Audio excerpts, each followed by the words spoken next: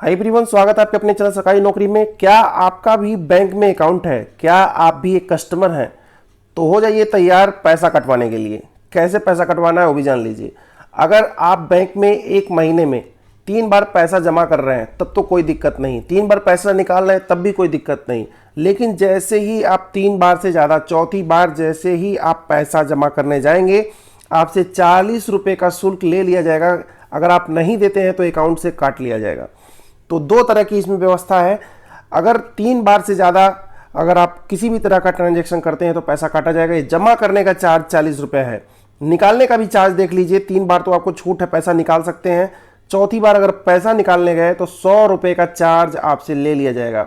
अगर आप नहीं देते हैं तो आपके अकाउंट से काट लिया जाएगा। इस तरह की व्यवस्था बनाई गई है। आज 1 नवंबर 2020 सभी कस्टमर के लिए काफ़ी बेकार होगा। खासकर जो कॉमर्शियल बैंक हैं उनमें यह व्यवस्था तुरंत तत्काल से लागू की गई है। और अगर आप जनधन खाता खुलवाए हुए हैं तो किसी तरह का कोई भी आपको शुल्क नहीं देना पड़ेगा, क्योंकि वह जीरो बैलेंस अकाउंट होता है। अगर आपका अदर कोई भी अकाउंट है तो मिनिमम चार्ज बैलेंस आपका कटता होगा।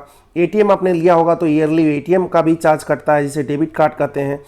और आपने अगर मिस कॉल अलर्ट करवाया हुआ है, मैसेज अलर्ट है, तो उसका भी हर 3 महीने पर पैसा काट लिया जाता है बैंक से।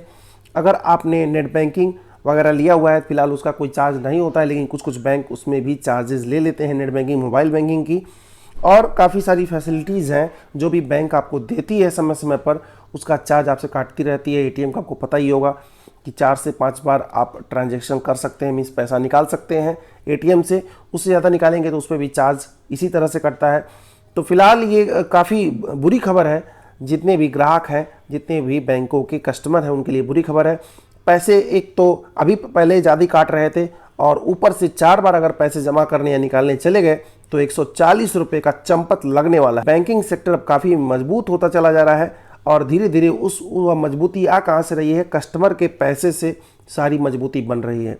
फिलहाल सरकार नहीं चाहती है कि अपना पैसा लगे, सेंट्रल गवर्नमेंट भी नहीं चाहती है अपना पैसा लगे। कस्टमर का पैसा लेकर के और बैंक को मजबूत बनाने का इरादा जो है अब फेल होने वाला है, क्योंकि कस्टमर इससे धीरे धीरे क्विट करेंगे, उस बैंकों की तरफ जाएंगे, उन बैंकों की तरफ जाएंगे जो अन्य बैंक है और कम से कम चार्ज लेते हैं। फिलहाल अभी के लिए बस इतना ही। धन्यवाद।